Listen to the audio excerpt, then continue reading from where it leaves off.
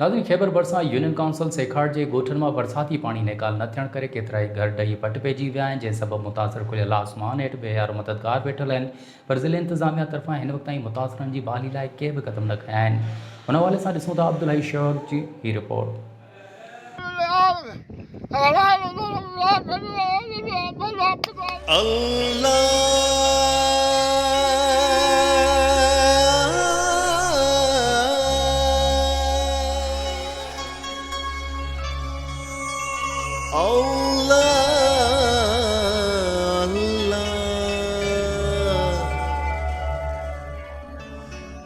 हिन वक़्तु असां यूसी सैकाट जे ॻोठ आखूंद जो खूह उते मौजूदु आहियूं। हिते जेको चौमासी बरसातुनि सबबु वॾी तबाही मचाई आहे। हिते जे रवारिसनि सां जेको आहे ॻाल्हि ॿोल कंदासीं, हू पंहिंजा वीचार महबूब न्यूज़ नेटवर्क सां कहिड़ी तरह था वंडी।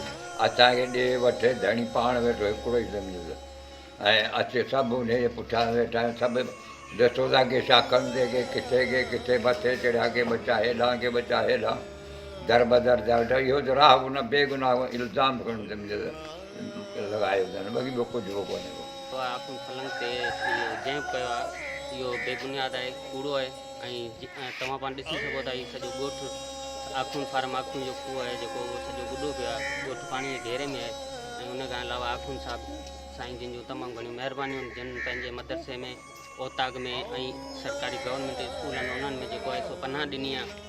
ऐं उन खां अलावा जेको रोज़ पाणी आहे, जेको राशन वग़ैरह उहो बि ॾींदा आहिनि।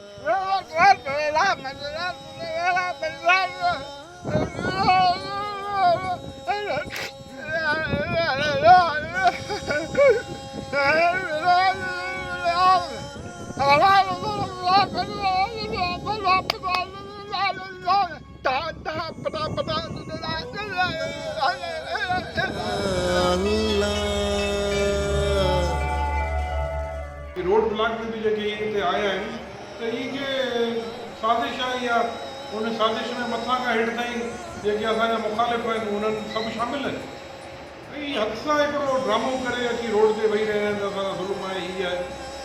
तव्हां पाण विज़िट कई आहे, ॾिठो आहे असांजी पंहिंजी हालत जेकी आहे ॻोठनि जी माण्हुनि जी, सभु वीचारा दरबदर लॻा पिया आहिनि।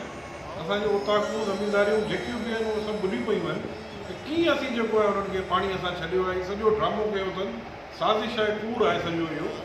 ऐं आऊं उन्हनि खे चवां थो महिरबानी करे हिन टाइम ते इहा सियासत न कयो। सियासत कंदासीं, बिल्कुलु ठोके ठोके कंदासीं। कैमरामैन अली हैदर मदा सां गॾु अब्दुल हई शौक़, MNN न्यूज़ खैबर।